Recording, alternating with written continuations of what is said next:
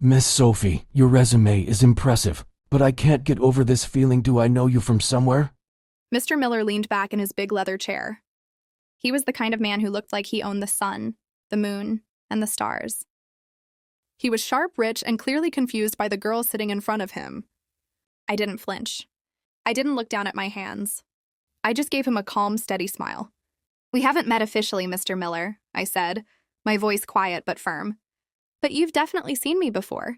4 years ago, I was the girl your son Liam brought home for dinner. I'm his high school ex-girlfriend." The room went dead silent. The air felt heavy, like it was about to storm. Mr. Miller's eyes went wide, and he actually dropped the pen he was holding. Liam's. The girl from Eastview? He whispered. The one he broke up with at the big school party. "That's the one," I said. Though broke up is a nice way to put it. He humiliated me in front of everyone. But I'm not here to talk about high school. I'm here because I'm the best person for this job, and we both know it. Mr. Miller looked at me like he was seeing a ghost, but a ghost he actually liked. He didn't look angry, he looked impressed. As I sat there in that expensive office, my mind drifted back to the hallways of Eastview High. The golden girl with empty pockets. In high school, everyone thought I had it all. I was the girl every guy wanted to date and every girl wanted to be. I was the pretty girl. But what they didn't see was me at night, sitting on my bedroom floor with a needle and thread. I was a middle-class girl in a school full of millionaires. My designer clothes were actually from thrift stores. I would spend hours fixing them, tailoring them, and sewing fake labels on them just so I could fit in. I learned early on that being pretty helps you get noticed, but it doesn't pay the bills. In a world where status is everything, having a beautiful face isn't enough when your pockets are empty. I was constantly terrified that someone would find out the truth, that I was just an imposter in their world. And then Liam happened. Liam was the king of the school. He was handsome, elite, and rich beyond belief. When he started following me around, I thought my life was finally turning into a movie. He did everything to make me fall in love. He was the king of cute gestures. One morning, I walked into school and found my entire locker covered in sticky notes. Every single one had a different reason why he thought I was amazing. Reason number 42, the way you tilt your head when you're thinking. The whole school was watching. And for the first time, I felt like I actually belonged. "You're too good for this place. Sophie," he told me one night while we were sitting on the hood of his expensive car, looking at the city lights. "I don't feel like I belong here, Liam," I admitted, my heart racing. He grabbed my hand and looked me right in the eyes. "With me, you belong everywhere. I'll make sure of it." He even threw a mini prom, just for the two of us at a private garden when I told him I was stressed about finals. He hired a private chef and had a slow song playing on a loop. We danced under the stars, and I really believed him. I believed that a boy like him could actually love a girl like me. I didn't know that while he was whispering sweet things in my ear, his friends were in the background, recording everything for a bet. I didn't know that to Liam. I wasn't his girlfriend, I was just a challenge he wanted to win. Back to the present. Mr. Miller cleared his throat, snapping me back to reality. He was looking at me with a new kind of respect. You've changed a lot, Sophie, he said. You don't look like that scared girl from the party anymore. "I'm not that girl," I said, leaning forward. "That girl believed in fairy tales. This woman believes in results. I know your son is supposed to take over this company one day, but we both know he's not ready. I am." Mr. Miller laughed, a deep, genuine sound. You have more guts than anyone I've interviewed in a decade. You're bold, you're smart, and you're exactly what this place needs. He stood up and held out his hand. Welcome to the team, Sophie. I think you and I are going to get along just fine. I shook his hand, feeling the cold metal of his expensive watch against my skin. I had worked for years for this moment. Step 1 was getting the job. Step 2 was making the father trust me. Step 3? That was going to be the part Liam never saw coming. I started my job at Miller Global the very next Monday. I didn't just show up. I made an entrance. The marble lobby reflected my heels as I walked in, spine straight, expression calm. I wore a sharp navy blue suit, tailored, elegant, powerful. No loose threads. No hidden stitches. No pretending. This time, everything about me was real. As I passed the reception desk, a few heads turned. I could feel it, the shift. Respect wasn't handed out easily in this building, but presence? Presence spoke for itself. This, I thought, is where I belong now. My plan was simple: become indispensable. While Liam had built a reputation for showing up late, leaving early, and coasting on his last name, I did the opposite. I arrived before sunrise, learned every department's workflow, memorized numbers most people skimmed past, and caught mistakes no one else noticed. Every morning, Mr. Miller's coffee was waiting exact temperature, exact blend. Every report on his desk was flawless, annotated, and forward-thinking. I didn't just do my job. I anticipated it.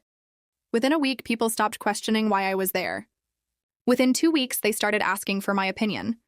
And that's when the real game began. It was a Thursday morning when everything shifted. A major board meeting, high stakes, high tension. I stood near the window, organizing digital files on my tablet while executives filled the long conference table. The air smelled like polished wood and quiet power. Then the heavy oak doors swung open. Liam walked in. He hadn't changed at all. Same effortless arrogance. Same bored expression. Same confidence that came from never having consequences. He didn't acknowledge anyone as he strolled in, loosening his tie as if rules were optional for him. He dropped into the chair beside his father and pulled out his phone. "You're late, Liam," Mr. Miller said, his voice sharp enough to cut glass. "Traffic was insane, Dad. Relax," Liam muttered, eyes still on the screen. The room went still. "Sophie," Mr. Miller said next, his tone shifting instantly calmer, warmer. "Could you bring me the analysis on the new merger?" I stepped forward.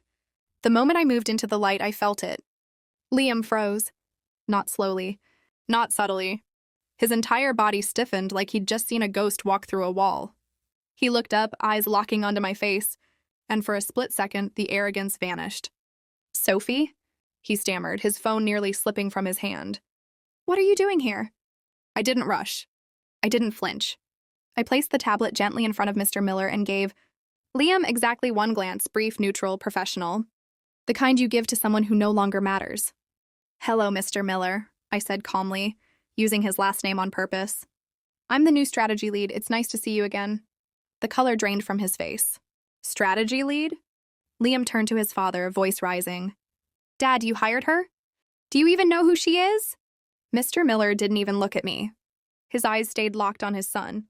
"I know she's the most hardworking person in this building," he said coldly. "And maybe if you spent more time working and less time embarrassing yourself, you'd know what's happening in my company." The silence that followed was brutal. Liam didn't say another word. But he stared at me the entire meeting, confused, unsettled, threatened. He expected the girl who ran out of a ballroom in tears. Instead, he saw a woman calmly presenting projections that would shape his father's empire. And it terrified him. The slow trap began. Over the next month, my responsibilities expanded, and so did my proximity to Mr. Miller. Arthur. He insisted I call him that in private meetings. Said it made discussions more human. We had late evenings reviewing contracts. Quiet dinners that were officially labeled work sessions. Conversations that drifted beyond spreadsheets and numbers. Arthur was powerful, respected, and deeply lonely. His wife had passed years ago. His son had grown into someone he barely recognized. For the first time in a long while, someone listened to him not because he was rich, but because he was human. I listened carefully. One evening, the office was nearly empty. City lights shimmered through the glass walls, casting long reflections across the floor. We sat across from each other, papers untouched. "You're remarkable, Sophie," Arthur said, studying me over a glass of juice. "I've built this company over decades, and I've rarely met someone with your discipline. Why are you still single?" I lowered my gaze, choosing my words carefully. "I suppose I learned the hard way that not everyone values loyalty," I said softly. "Some people only see what they can gain. My last relationship, it made me cautious." He nodded, expression tightening. "Any man who treats someone like you as disposable doesn't deserve another word from you." When his hand covered mine, it wasn't dramatic. It was quiet, protective. "I won't let that happen to you here," he said firmly. I looked up and met his eyes, offering a gentle smile, not calculated, not forced. "Thank you, Arthur," I said. "That means more than you know." In that moment, I understood something important. This wasn't just about revenge anymore. This was about power, trust, and timing. And somewhere in this glass tower of ambition, Liam was starting to realize the girl he once humiliated hadn't just survived. She had taken her place at the top, the tipping point. The tension with Liam was reaching a breaking point. Every time I walked past his desk, he would try to stop me. "Sophie, wait," he said one afternoon, grabbing my arm in the hallway. "Look, I'm sorry about high school. I was a kid. I was stupid. Can we just go grab a drink and talk?" I pulled my arm away and looked him dead in the eye. "I'm busy, Liam. I have a meeting with your father." "You're always with him," Liam snapped, his jealousy finally showing. "What are you doing? Are you trying to get back at me by kissing up to my dad?" I leaned in close, so close he could smell my expensive perfume. "Your father is a great man, Liam. He's everything you'll never be. Now, if you'll excuse me, I don't want to keep him waiting." I walked away, the sound of my heels clicking on the marble floor like a countdown. A week later, Arthur took me to a private dinner at the top of the tallest building in the city. There were no reporters, no cameras, just us. He didn't talk about business once. "Sophie," he said, taking a small velvet box out of his pocket. "I know this is fast, but at my age, you don't waste time when you find something perfect. I want you to be more than just my strategy lead. I want you to be a Miller." I looked at the diamond ring. It was huge. It was real. It was exactly what I had planned for. "Yes, Arthur," I whispered. "I'd love to." I wasn't thinking about the ring, though.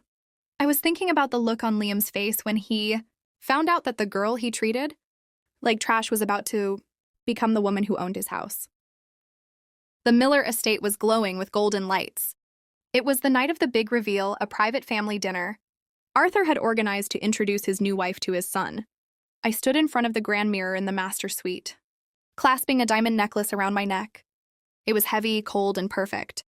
I wasn't a girl in a thrift store dress anymore. I was a Miller. "Ready, my dear?" Arthur asked, stepping into the room. He looked at me with pure adoration. He saw a partner, a brilliant woman who had saved his company's quarter.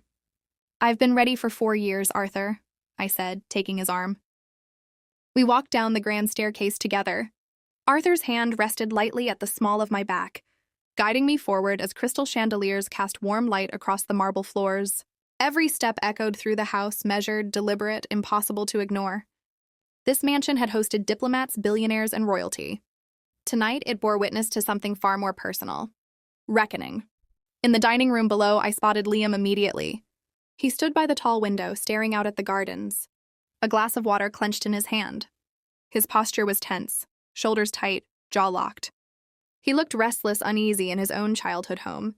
Arthur had told him there would be an announcement, but not what kind. The ceremony had been private. No press, no extended family, just signatures, vows, and silence. Liam had no idea who his father had married. "Liam!" Arthur called out, his voice ringing with unmistakable pride. "Turn around. I'd like you to officially meet the new Mrs. Miller." Liam turned. At first, he wore that familiar polished smile, the one he used for investors, cameras, and people he didn't take seriously, the smile he once used on me. Then his eyes landed on my face. The glass slipped from his fingers. It shattered against the marble floor, the sound sharp and violent, water splashing across his shoes. For a second, no one moved. The silence was so thick it felt physical. "You?" Liam choked out, his voice barely working. His skin drained of color so fast it was almost frightening. "Sophie, what is this? What are you doing in my house?" Arthur's brows pulled together as he looked between us. "Liam," he said firmly, irritation creeping into his voice, "watch your tone." He turned to me then, pride softening his expression. "I told you she was special. I told you she was the woman who helped me steady the company when things were falling apart. Sophie is my wife." The word hit Liam like a punch. "Wife?" he shouted, his composure shattering. "Dad, you can't be serious. She's my ex-girlfriend. She's the girl from high school. The one I told you about." Arthur's face hardened instantly. "I know exactly who she is," he said coldly. "She told me everything during her interview. She told me how you treated her. She told me about the so-called dare. And frankly, it forced me to confront something I've ignored for years." He stepped closer to his son. "That I failed you as a father." Liam's eyes snapped back to me wide, frantic, searching for some sign that this was a joke. "Sophie," he said hoarsely, "you can't do this. This is insane. You're my stepmother?" I stepped away from Arthur then, just enough to stand directly in front of Liam. I took my time. I let him really look at me. The tailored dress, the calm posture, the steady eyes. the woman he never thought I'd become. Actually, Liam, I said gently, almost kindly, I'm your boss. His breath hitched. And as of this morning, I continued, my voice smooth and controlled. Your father has granted me full oversight of your trust, fund, and your position at the firm. You're on a probationary salary now. Performance-based. Attendance required. The words landed one by one. Liam looked like the floor had disappeared beneath him. What? He snapped, spinning toward his father. Dad, you're letting her do this? Arthur let out a long, tired sigh and placed a hand on my shoulder. Sophie is right, he said quietly. You've been coasting on your last name for far too long. If you want to continue living in this house, if you want to remain part of this family, you'll follow her lead. She's the smartest person I know. That broke something in Liam. Dinner followed, but it barely felt real. Silverware clinked against fine china. Servers moved silently in and out. No one spoke. Liam barely touched his food, staring down at his plate like it might accuse him. Across the table, I sat composed, unbothered, present. He finally understood. The moment he left, the room shifted. I poured myself a glass of water, my movements unhurried. Liam approached me slowly, his voice low and strained. Was this all a plan? He asked. From the interview to the marriage. Was it all just to get back at me? I turned to face him. For the first time, I felt nothing. No anger. No satisfaction. Just clarity. You taught me something very important in high school, Liam, I said evenly. You taught me that if you don't have a seat at the table, you're on the menu. His lips trembled. I loved you. I let out a short, sharp laugh. No, I said. You loved the challenge. But look on the bright side, now you get to see me every day. At work, at breakfast, at every family holiday. I leaned in just enough for him to hear me clearly. And remember what you told me at that party? That I should know my place? I straightened, smoothing my dress. I finally found it. It's right here at the head of the Miller family. I gestured toward the shattered glass. Now go clean that up, I added calmly. We have a board meeting tomorrow morning. And I expect you to be on time. The pretty girl with empty pockets was gone. The matriarch had arrived.